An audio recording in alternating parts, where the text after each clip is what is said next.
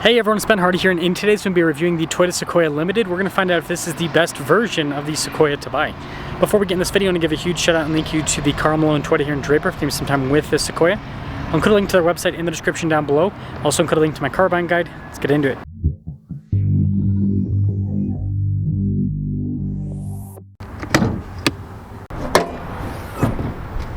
Under the hood we have a hybrid twin-turbo 3.4-liter V6 that goes through a 10-speed. Fuel economy is 19 around 10, 22 on the highway, with power outputs being 437 horsepower and then 583 pound-feet of torque.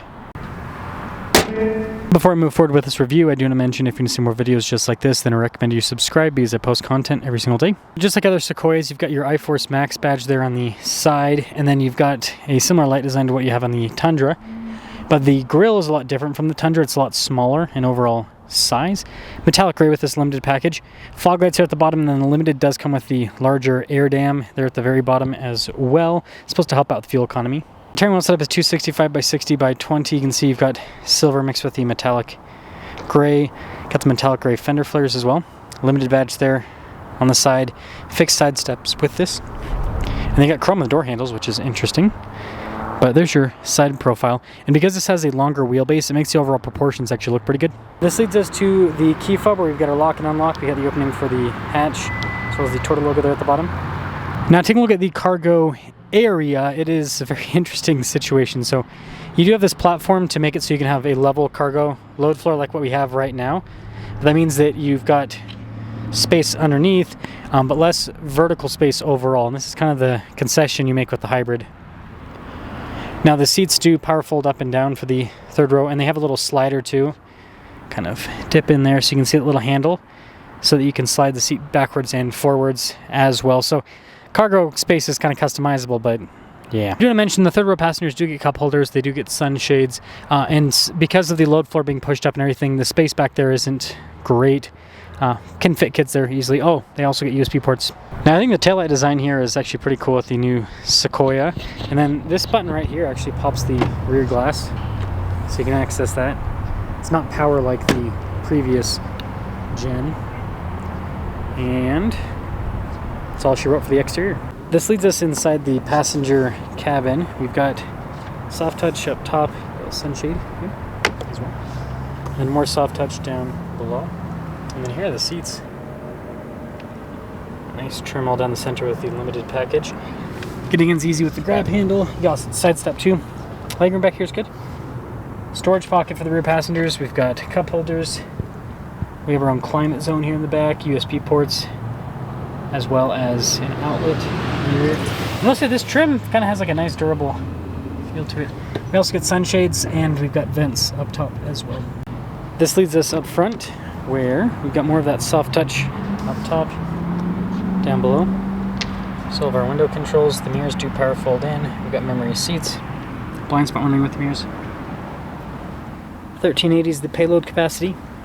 And then again with the front seat, got that nice kind of design. All of your power adjustments on the side. Now here you can turn on the lights here in the rear, on and off. Heated steering wheel function. Also have your rear collision assist, so it's nice to have a physical button for that. And then there is some soft touch.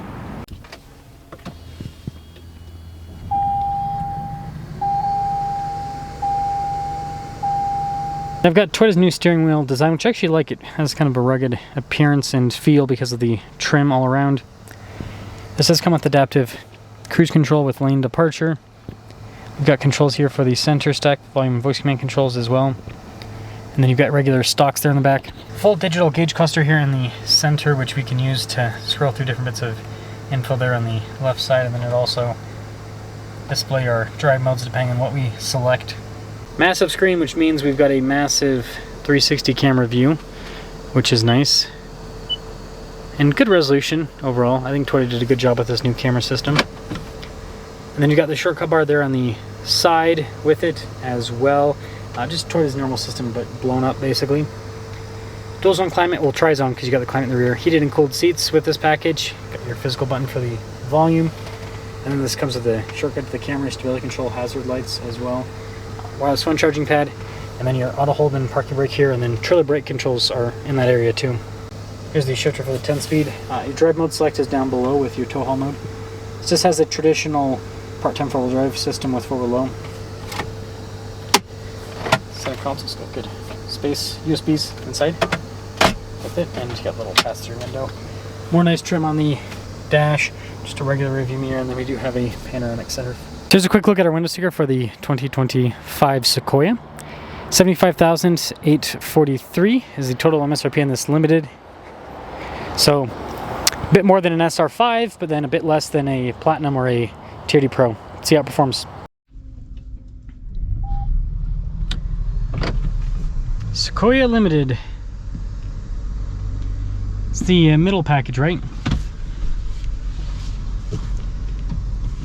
A little bit more loaded up than an SR5.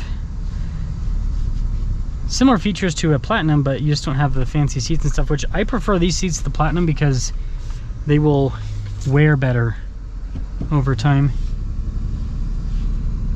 So I think that's a big plus.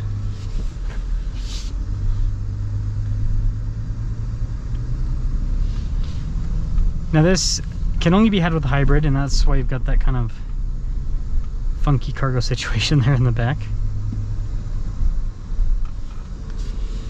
But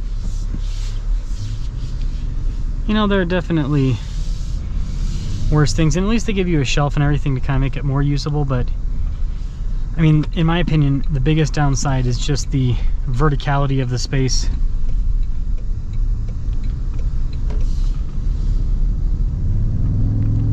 But this hybrid does have a ton of torque, does have a ton of power. It's a very impressive powertrain. And the ride quality of the new Sequoia is good. I will say the rear passengers do miss out a little bit in ride quality because the previous gen Sequoia had independent rear suspension. This only has independent front solid rear axle. So yeah, it's going to be more capable for off-road use. But the downside is that it is not as comfortable. Well, I guess I'll just turn up here because that person's blocking the way. Normally I turn in there at this time of the day, but you know, they're just trying to get into the neighborhood. The air conditioned seat function's nice.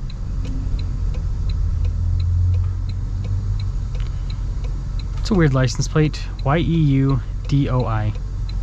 Does anyone know what that stands for? I got no clue.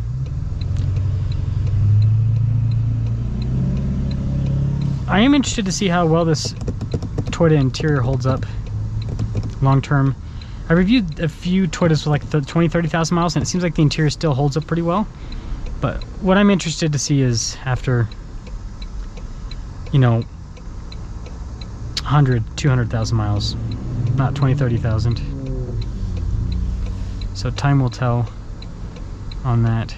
Man, we got hit with the traffic spree, I guess.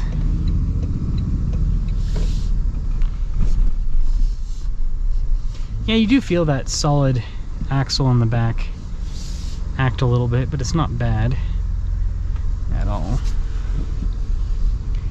It's just something to notice. And like I said, it does kind of change the ride quality a little bit.